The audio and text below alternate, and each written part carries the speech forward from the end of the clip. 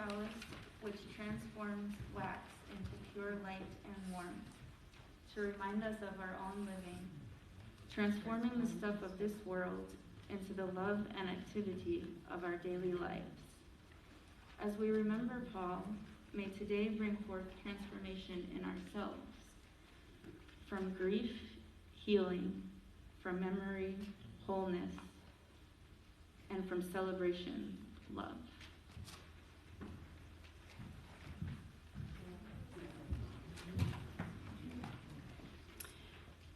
Good morning. My name is Ann Harrison. I am the Director of Faith Development here at the Unitarian Universalist Congregation of the Low Country. And it's my honor and my pleasure to fill in today for Reverend Charlie Tyler. Some of you already know that he was just tested positive for COVID. He wants to be here. These things mean a lot to him, and I know that although he's not here physically, he is definitely here with us in spirit. So family and friends, I welcome you into this gathering, which is made sacred with the spirit of love and friendship. And on behalf of Paul's family, I would like to say thank you so very much to all of you who have come to be here with them today. We're here to celebrate the life of Paul Weisser and to support one another during this difficult time. As we come together, I will begin by offering a prayer of comfort, healing, and strength. It's called Psalm 23, the 23rd Psalm. It's called For This Moment. It goes like this. May I remember in this tender moment that love is my guide, always shepherding me toward ways of openness and compassion. I have what I need, really, with love at my side, above me, below me, in front of me, behind me, inside every cell of me, love infused everywhere.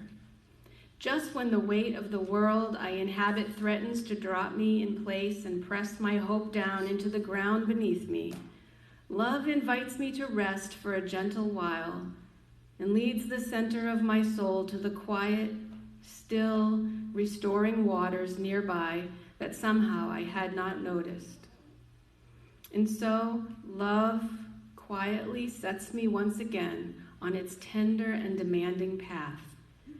Even when the walls close around me and the cries of death echo through untold corners, gripping my heart with fear and sadness, I know that all will be well, that I will be well when love whispers.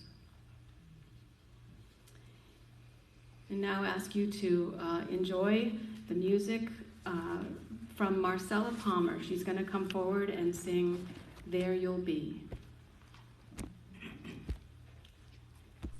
She'll be accompanied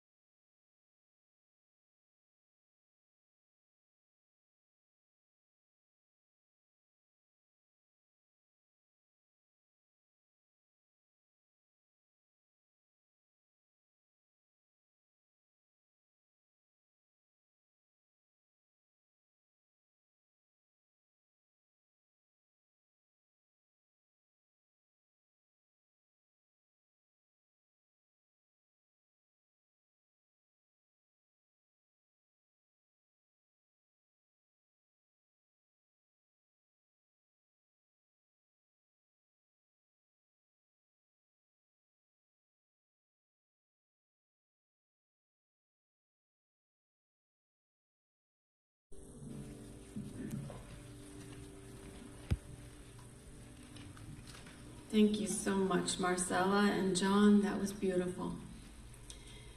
And now we have some people here that would like to share some stories and have a few words to say about Paul. Those who are going to come forward at this time, I'm going to ask you to use the microphone down below. David can help with that if needed. And the first person to give tribute is Jeff Grutz, I believe. There you go. Good morning, everyone. Good morning. Obviously, you're a welcoming congregation. Thanks for feeding back. My name is Jeff Grutz. I'm Maxine's younger brother and was Paul's brother-in-law. I bring warmest, and I say that with all sincerity, regards from our Calgary Unitarians in Alberta, Canada, where the forecasted high for today is a balmy -6°C or 21 degrees centigrade. But we are a warm and welcoming congregation as well. Paul, warm, welcoming smile, accompanied always by a chuckle. Very easygoing and relaxed demeanor, never appeared frazzled. Passionate about everything he did, including his workaday life in the biotechnology lab equipment sales realm, where that was involved staff training and managing or providing clients with the most appropriate equipment, everything from instrumentation, reagents to laboratory glassware. Because I never got around to asking Paul, I've long harbored a fantasy that I only recently learned was actually true. Paul indeed played a vital foundational role for historically equipping labs that really did lead to discovery of mRNA vaccines for mitigating coronaviruses. Sure, researchers evolved the principles for developing vaccines, but tools were required for testing those vaccines. Home or work, for Paul, it's always been about the right tool for the job at hand. As Maxine offered, paraphrased, Paul always wanted me to use the correct kitchen knife for a task. Same with Paul's passion for photography. Paul required the right camera body, lens, filter, printer, and software elements to produce the desired effect. Driving, not just any car, but one that was well engineered for making long drives comfortably, for past sales calls throughout the Northeast, and more recently between Ithaca, New York, South Carolina, and Maine. Food. Paul loved dining out at good restaurants. We'll never forget Paul's oft-repeated passion for enjoying a breakfast treat of popovers served on the lawn of Jordan Pond House Restaurant with panoramic views of the nearby hills at Maine's Mountain Desert Island, Acadia National Park. Paul and Maxine worked as a team in their home, baking and cooking our delicious meals and arranging entertainment for our many family get-togethers over the years.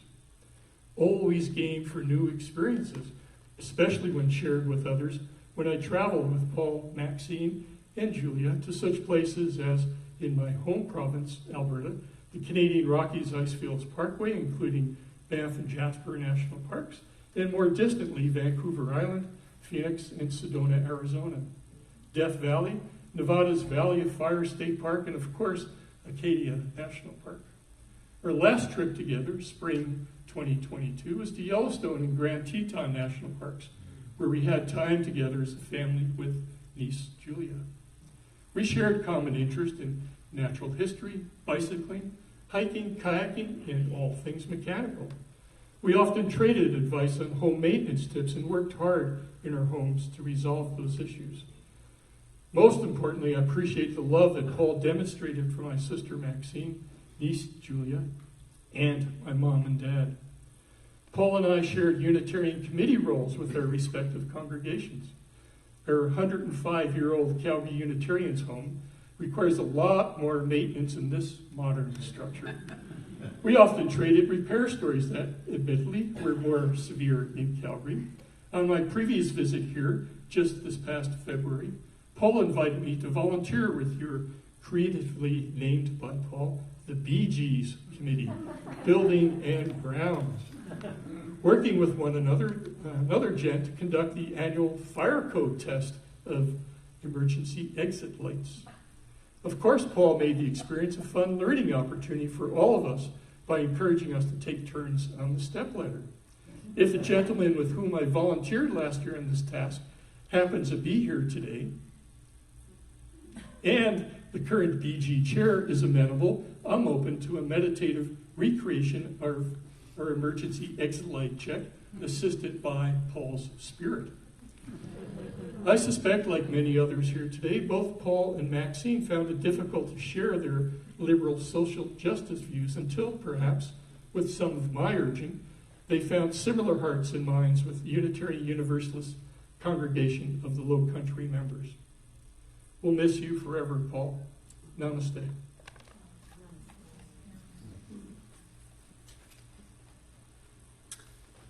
And we'll now hear from Julia Vitale, who also lit our chalice this morning.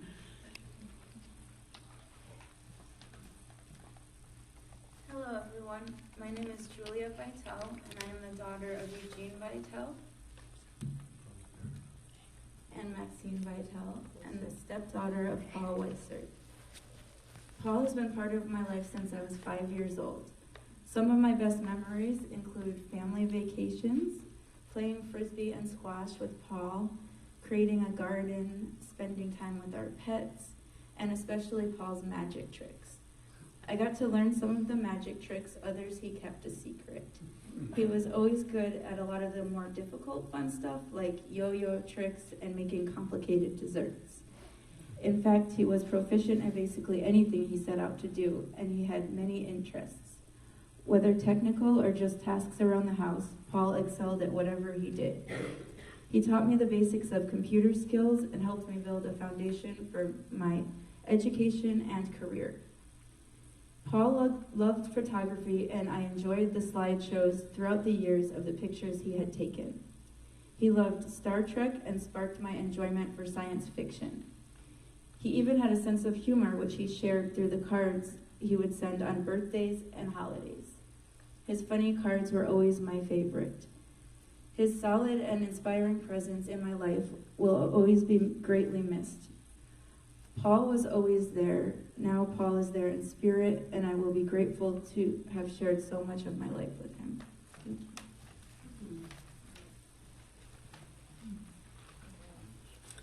And now from Mike and June Bartholomew.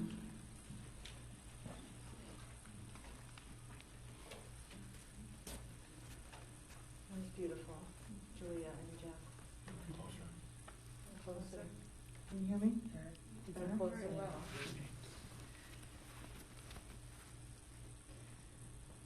Paul was a gentleman with an infectious smile. When I first met Paul, I sensed that he was very in tune with nature. He had sort of an aura about him, only to find out that he was a scientist. Paul was very calm and congenial. When Paul and Maxine welcomed us into their home, Paul was happy grilling food and baking desserts. This seems to be a common theme here. Biscotti was a specialty of his. I enjoyed Paul's stories of his life in upstate New York, a place I was very familiar with. This was comforting, except he liked the snow and cold, and I didn't. What I really liked about Paul was his non-judgmental and accepting manner. I miss seeing him and wish we could have had more time to do things together. Here's a poem called Mysteries, Yes, by Mary Oliver. Truly, we live with mysteries too marvelous to be understood. How grass can be nourishing in the mouths of the lambs. How rivers and stones are forever in allegiance with gravity, while we ourselves dream of rising. How two hands touch and the bonds will never be broken. How people come from delight or the scars of damage to the comfort of a poem. Let me keep my distance always from those who think they have the answers. Let me keep company always with those who say, look, and laugh in astonishment and bow their heads.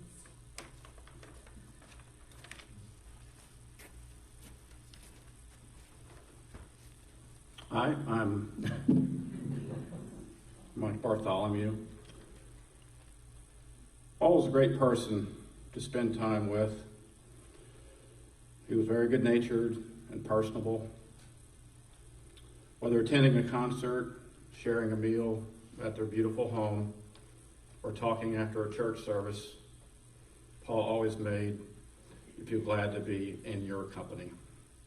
He was a great conversationalist on, as we've all know, a lot of different topics. You could talk about anything with Paul. Politics, football. He did play a little football back in the day. Go Bills.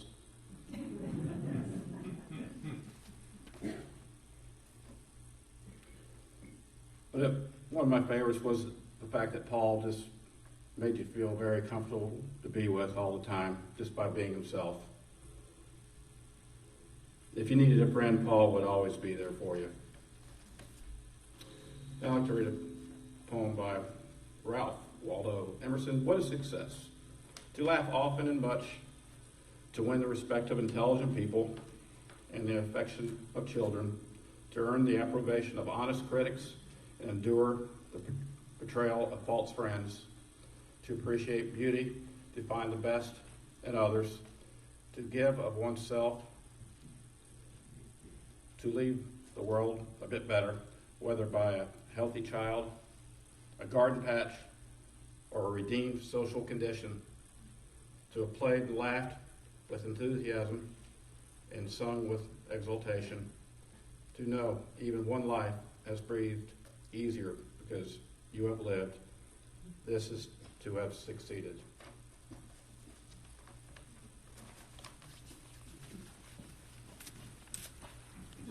Next we'll hear from Larry and Helene Stoller.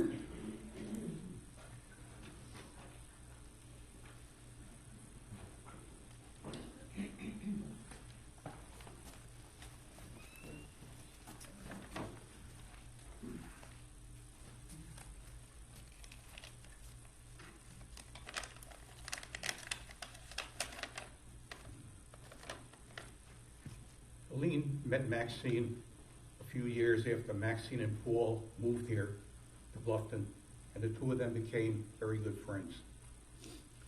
The four of us started to do a lot of things together.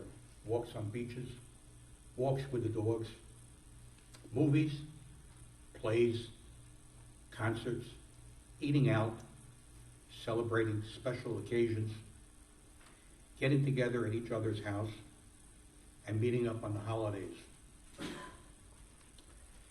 And whenever we got together, Paul always welcomed us with genuine friendship, happiness, and affection. We always felt comfortable with Maxine and Paul when we got together. Paul had a way about him that made us feel good. His caring, his conversation, his calmness, his sense of humor, and his general take on life. Never any hidden agendas, always easy to talk to and fun to be with. Paul had a very special talent in cooking. He made delicious desserts. He was very proud of the desserts that he made, and we were always very happy to eat them. I once mentioned to Paul that I had a special fondness for rum cake. And he said he never made that. And that was that. Until one time, when we were at their house having dinner together. After dinner, Paul brought out a rum cake that he made. It was absolutely delicious. Paul saw how much I enjoyed it, and at the end of the evening sent a half a rum cake home with me, with us. I cut the rum cake into several pieces. wrapped each one in aluminum foil, and put them in our freezer. I try to hide them. Whenever I felt like having a piece of rum cake, I took one out and ate it. Paul asked me how the rum cake tasted after coming out of the freezer. I told him, "You must have put a lot of rum in the cake because I never had a thaw the pieces out." I mean, they were delicious right out of the freezer. I remember seeing how happy Paul was to hear that. I'm going to help you with this, okay?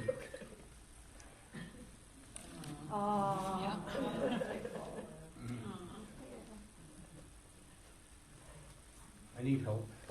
Okay.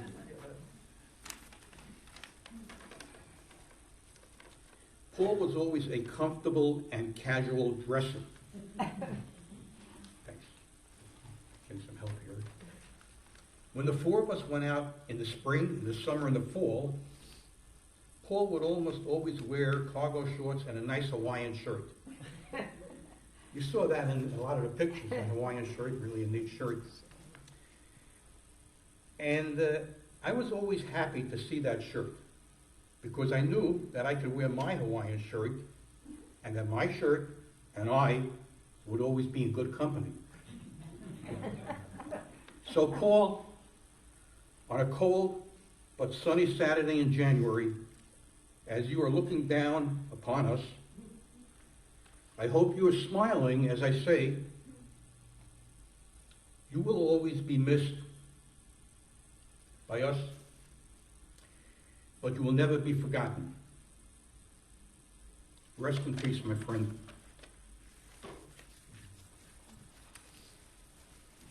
Even though I hadn't prepared any remarks, all of this conversation kind of stirred up a memory for me of the last time we saw Paul, which was in November of 2023 at the Savannah Shalom Y'all big thing. It was on a Sunday, like November 13th or something.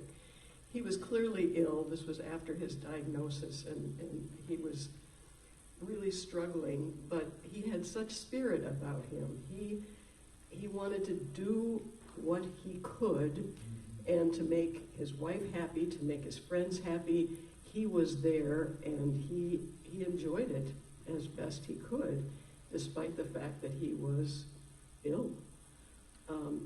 He just had so much courage. I really admired that about him.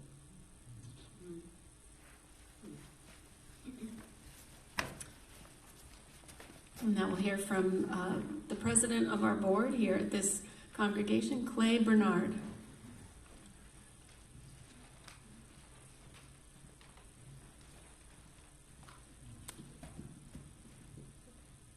Good morning. Paul was a delightful person to work with on the board. And Maxine, we wrote a letter to Maxine after he passed, and Maxine asked me to share this with you. Dear Maxine, we want you to know that in the December board meeting, we recognize Paul's contributions to the board and to UUCL, and that we will miss him. While Paul's first role on the board was as a member at large, he didn't take long before people recognized his leadership capabilities. His thoughtful, meaningful contributions led him to become vice president, and he was very much respected in that role. Members of the board truly liked working with Paul. Need some water. They loved his quiet compassion and thoughtful insights. He added so much to the board, and he will be missed. Restarting the Building and Grounds Committee was another major contribution of Paul's that we want to recognize. Paul set much needed priorities for the work needed on this building, and no one will ever forget the amazing BG presentation he gave at the service. His creative BG sense of humor helped recruit many new members.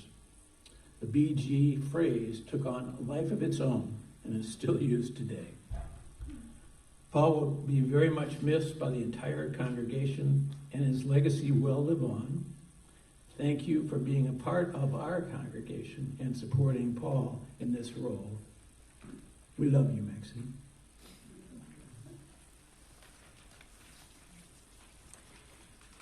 So at this time, there are perhaps others here who have stories to share about Paul.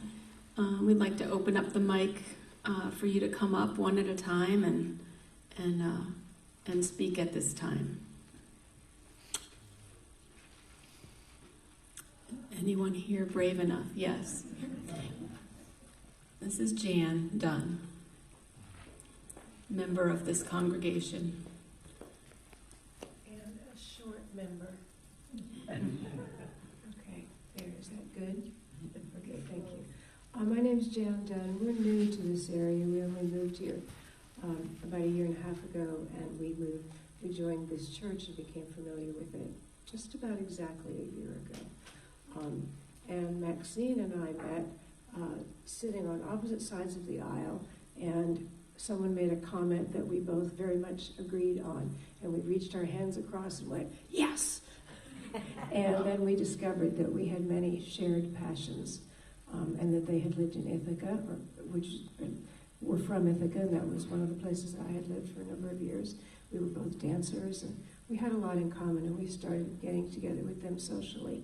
And I learned that Paul was quiet at first when you first met him, but what I most enjoyed about him was the unexpected little bursts of humor that came out. And we didn't know him well and for a very short time, but he will definitely be missed. And we love you too, Polly. Maxine.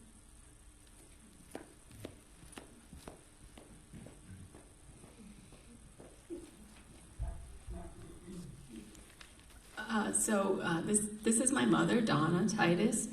She and I thought we might say a couple things. Did you want to speak?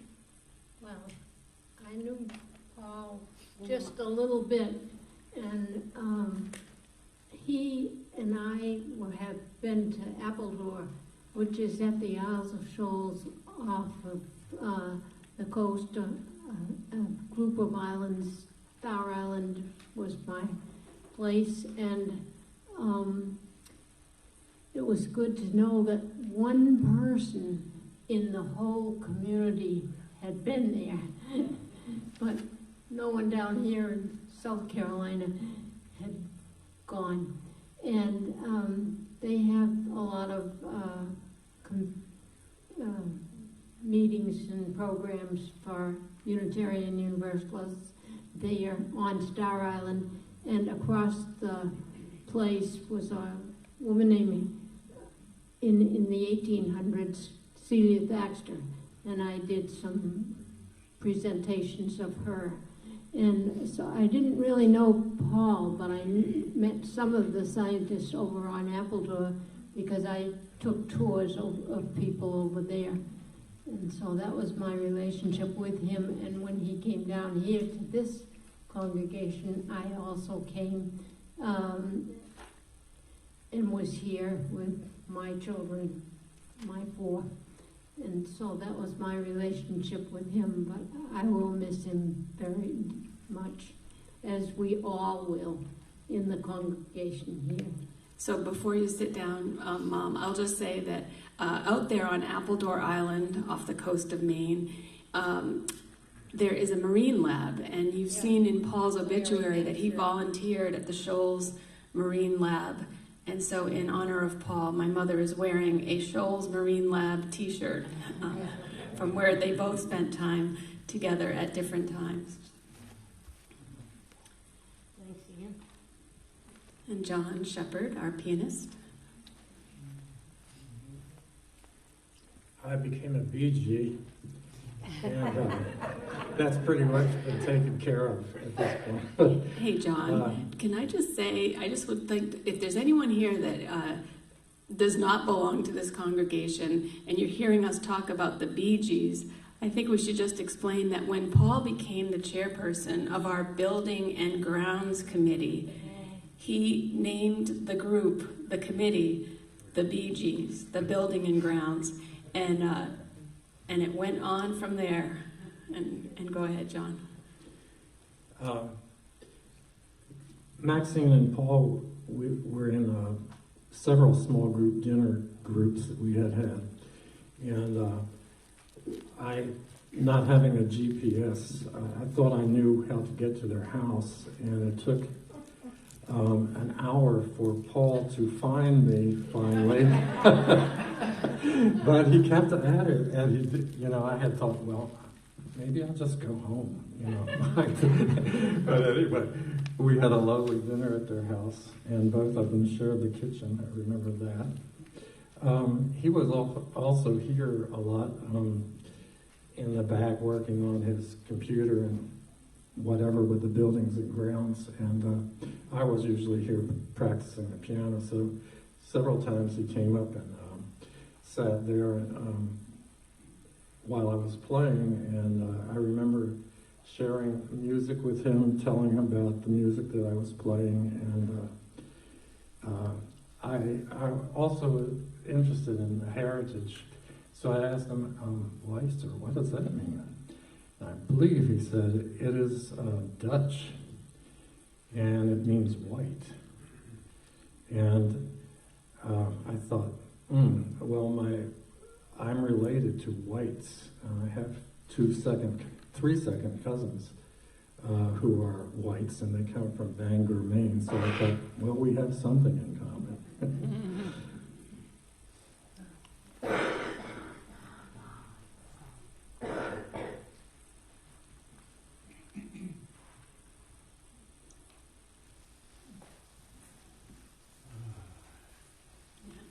So welcome George Canick to the microphone.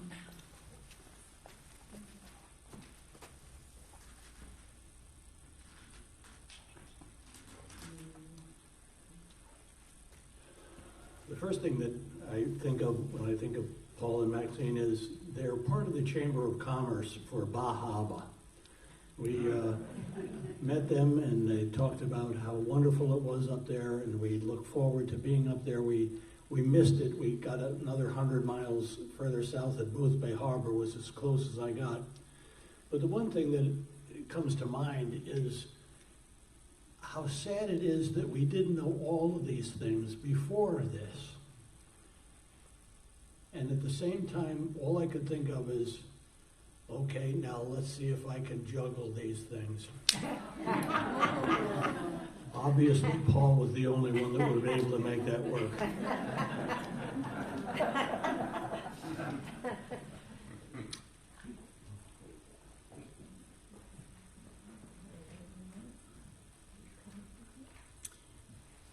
So I'll ask you all to keep the stories of Paul that you first Betsy. Betsy Morehouse has a few words to say.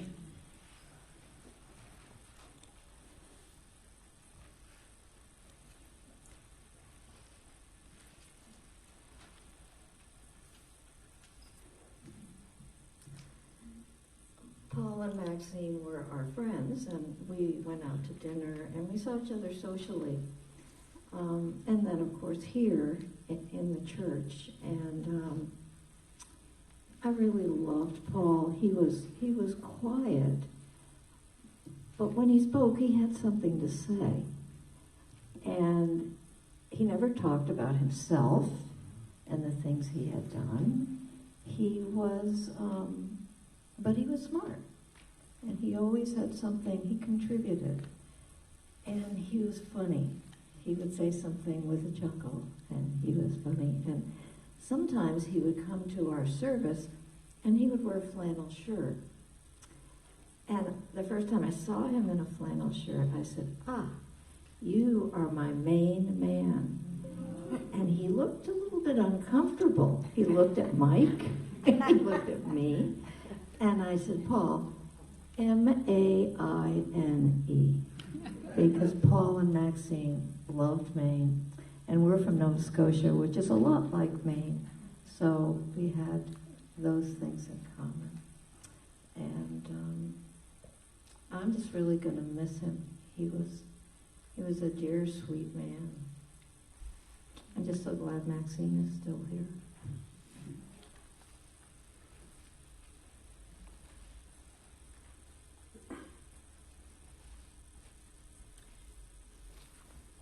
So I started to say that at this time, if you have stories, and I know you do, about Paul, for now, keep them in your heart. And I think if Charlie were here today, what he would say would be, but continue to tell those stories, because as you tell those stories, that is what will keep Paul's memory alive. And now John is at the piano again, and he will play a song by Mendelssohn called Sweet Remembrance. And following that music, we will hear a tribute to her husband from Maxine.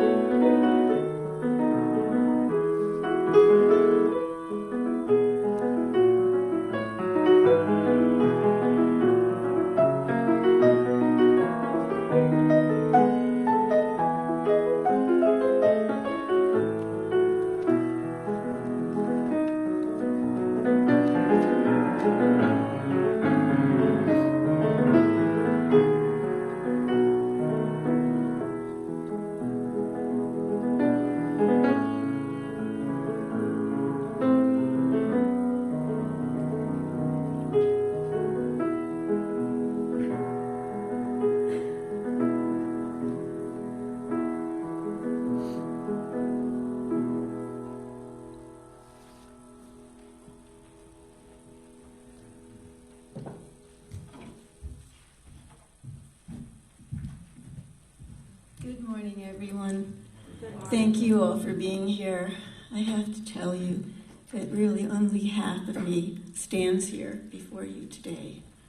I have a 3-part tribute to share with you. The first part is from letters I've received from friends, and I thought that you would appreciate the content.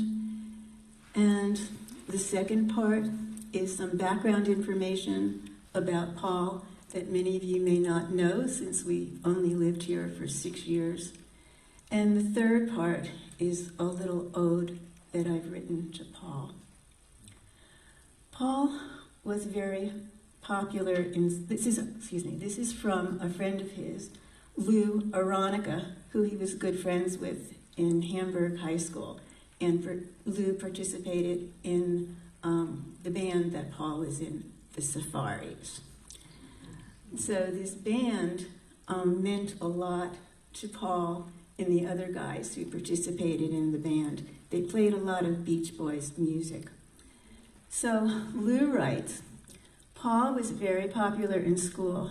He managed to play the lead character in our senior play.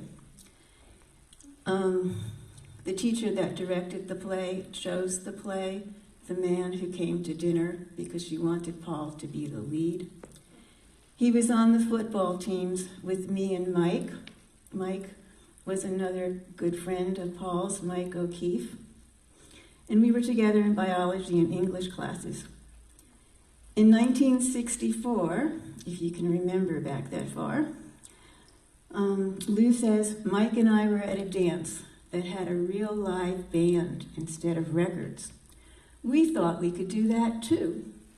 All we needed to do was to A, learn how to play guitars, B, make some money to buy amplifiers, C, find someone who was a real singer, guitar player, and D, find someone to play the drums. That's all. Well, Paul was Mike's obvious choice for the drums because not only was he a good friend, but also because he lived across from the school, making it easier for practice sessions. I was already an accomplished accordion player, therefore obviously a musician. Transforming all that hidden talent into a guitar should be easy, right? We were all big Beach Boys fans. We even went to a Beach Boys concert together to get the vibe. We actually thought we could play and sing like them. With all of my birthday and Christmas savings, I bought our first used amplifier. We all plugged our first cheap guitars into it. Paul found a used drum set for sale in the distant Amherst area, Amherst, which is outside of Buffalo. With all of 2 months of initial driving experience, I drove our family car with him to buy it. I think it was the first time I ever drove that far from Hamburg and got to use the New York State Thruway. What a thrill. We also plugged our one and only microphone into that amp. I think it was a rather inexpensive tape recorder mic. We didn't have a microphone stand, so we used one of Mrs. Weisser's floor lamps. We attached it to the lampshade so it was high enough to sing into. I have no idea how Paul's parents put up with all that terrible noise we were making in their basement. I can only imagine their tolerance levels being exceeded while they were trying to watch Lawrence Welk and reading the newspaper, dressed up like Ozzie and Harriet. One of our first safari appearances was at the old community center. There was no stage. The attendees were in our faces. There was no way to pay us. We volunteered to play.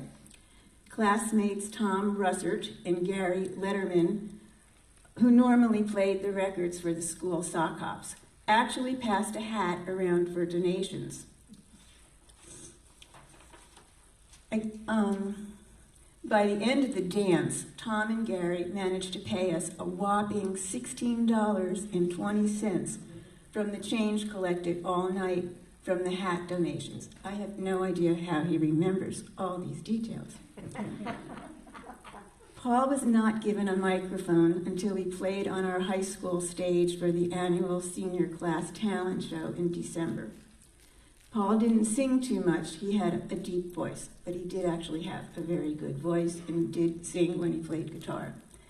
Paul loved to make comments in the background before, during, and after the songs.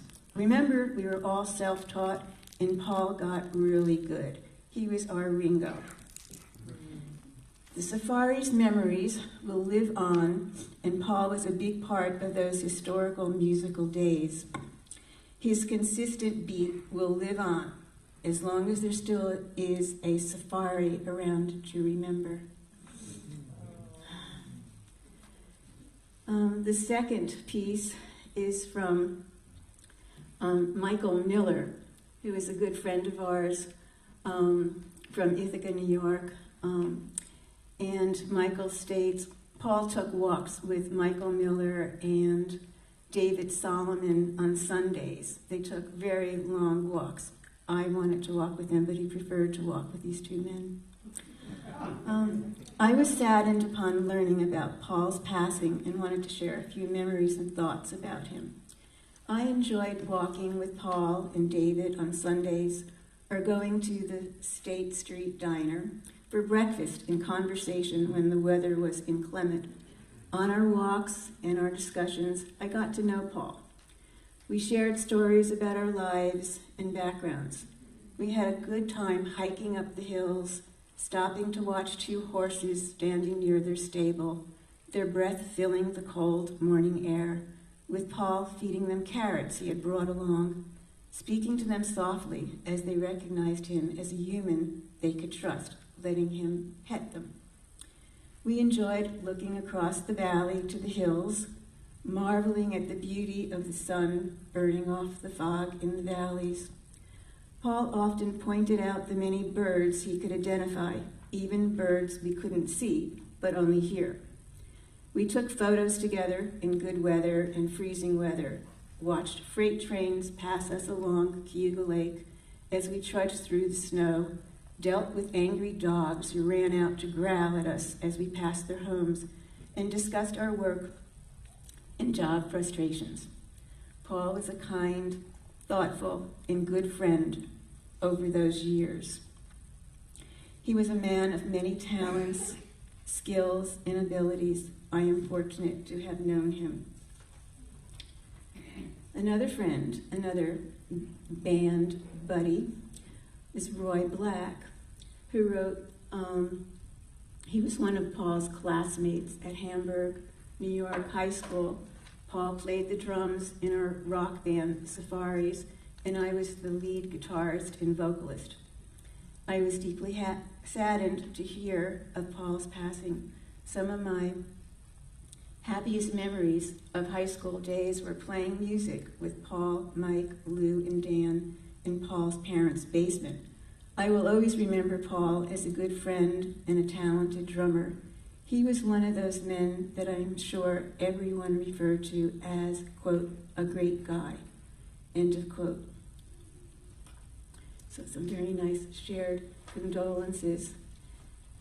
I'd also like to share a bit of background about Paul, since many of us don't know each other over decades. We moved here 6 years ago from Ithaca, New York. We formed many valuable relationships during our years here, but the relationships haven't spanned decades, as they would if you lived someplace for many years. So I just felt obligated to share a bit of background. I met Paul in 1985 when my daughter, Julia, was 5 years old. I was attracted to him since he was a kind, gentle-mannered gentleman, intelligent, self-assured, self-composed, self-effacing, respectful, and easy with him to converse. We discovered some of our school years in Boston coincided, that we had both moved to Ithaca after Boston and both belonged to the same fitness club in Ithaca. So we began to play racquetball and squash together and got to know each other. My father passed away early in our relationship in 1987. I was surprised and impressed when Paul unexpectedly met me at the Ithaca airport upon my arrival home from my father's funeral. This made a strong impression upon me when I was grieving the loss of my father. My daughter Julia says you knew exactly when to swoop in. Paul enjoyed being a stepfather to Julia. This was a new experience for Paul, since he never had any children. We both learned valuable life experiences through our co-parenting. As an only child, Paul was the apple of his parents' eye, and he was a very good son to his parents, which also impressed me. Also, it seemed he was a favorite student of his teachers. His high school teacher chose the senior play so he could be the lead role, as I mentioned. His college biology instructor encouraged him to study medicine. While working at Massachusetts General Hospital in a lab, which was his first job after college, Paul learned that the best doctors were totally dedicated to their work and did nothing else, and he decided he didn't want to live like that. So he pursued graduate work in biology. He spoke to his advisor after completing his master's about whether to pursue further education, and the advisor asked Paul if he wanted to go into teaching and research and drive an old car like his, or if he wanted to make money. Well, I guess that was the turning point for him that helped him decide the path he wanted to go on, since he stated that he wanted to make money. Paul enjoyed the field of biotechnology, and he ended up working long hours anyway without having chosen medicine. Science and technical subjects always came easy to him. I'd often ask him what he did at work. He'd explain it, but I never felt like he gave me an explanation. He enjoyed teaching, training, and especially building effective teams of technical sales specialists. Each year, companies set sales forecasts for business goals.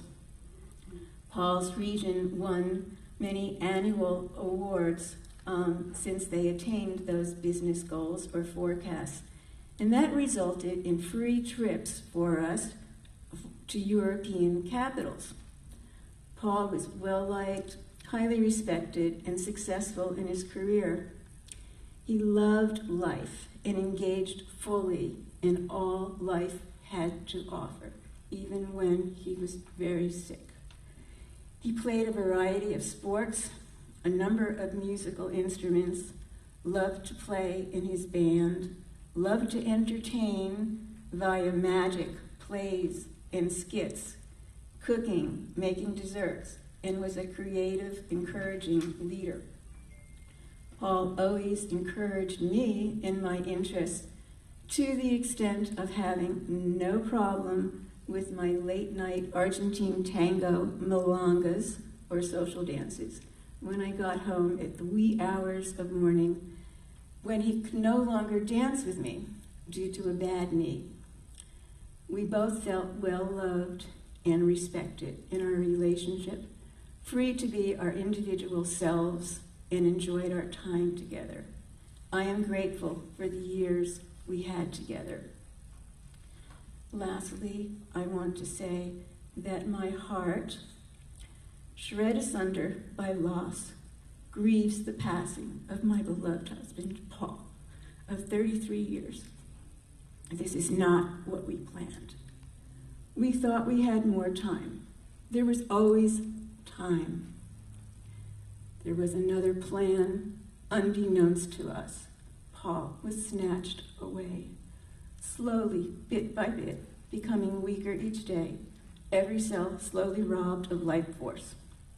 Paul fought, a silent, brave warrior without complaint.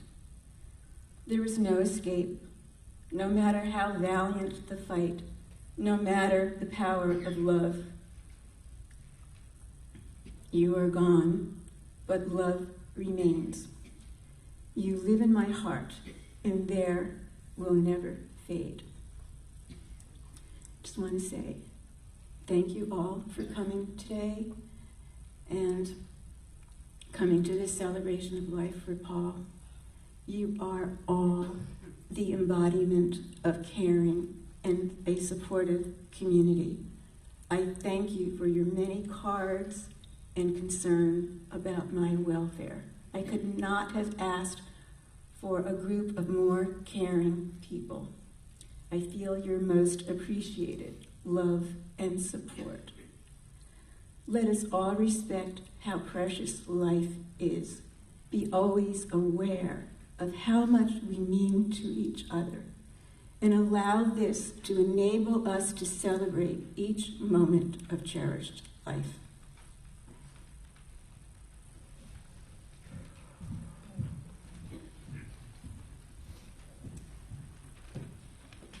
Now let's turn to the order of services that you all have and find what is called a blessing for the dying. And we'll read it together. We bless you on your journey. We honor and celebrate the life that has been yours, the lives you've touched, the legacy you leave. We release old wounds and regrets. We forgive and are forgiven. We cherish the life we shared, the life that is larger than us. Out of mystery we are born, and mystery receives us when we die. With sorrow and gratitude for all that has been, we bless you on your journey.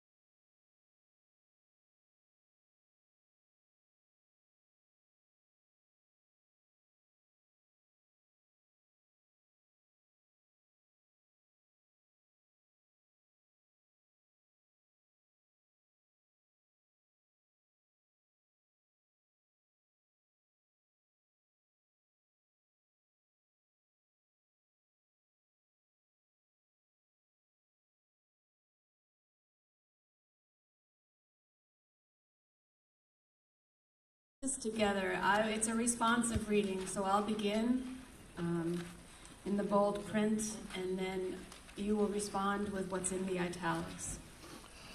And this reading is called We Remember Them.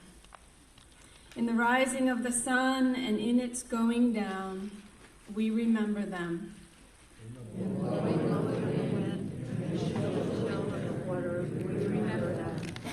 In the opening of buds and in the rebirth of spring, we remember them. In the blueness of the sky, in the warmth of summer, we remember them. In the rustling of leaves and in the beauty of autumn, we remember them. In the beginning of year and at end, we remember them.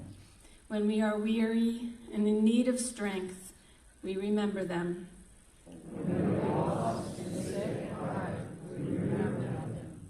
When we have joys we yearn to share, we remember them. So long as we live, they shall live, for they are part of us, as we remember them.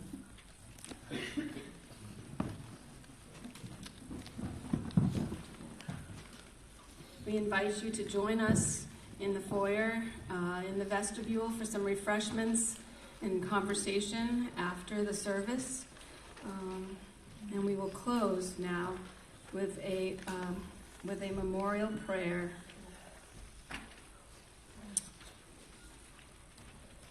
Spirit of life and love, under the vast spiral of time and space, surrounded by the simple blessings of a community of care and love, we carry these memories of Paul with us back to the community and the life that he loved. We pray, grant us strength, wisdom, and thanksgiving. Give us strength to speak of our lives so that each day yet to come we find more compassion, more understanding, more of the loving kindness that fills our world with joy and laughter. Give us courage to cherish one another so that we use our lives to heal instead of forget, and lead ourselves to the possibility of forgiveness instead of defiance. And we give thanks for Paul. His memory lives on in the great spirit of life that surrounds us. And his memory, cherished by us, dwells deeply throughout us by the person that he was and still is in our hearts. We have celebrated the cycles of life in which we find ourselves, celebrating life at its beginning and its end, both always present among us. Spirit of love and life, remind us to love life as fully as we are able. Remind us to treasure our friends and our families, as Paul treasured his friends and his family. And even though we must bid him farewell, the gift of his life is a treasure that cannot be ungiven. We celebrate the life that Paul lived among us, and now his soul is at rest with you, and we will miss him so very much.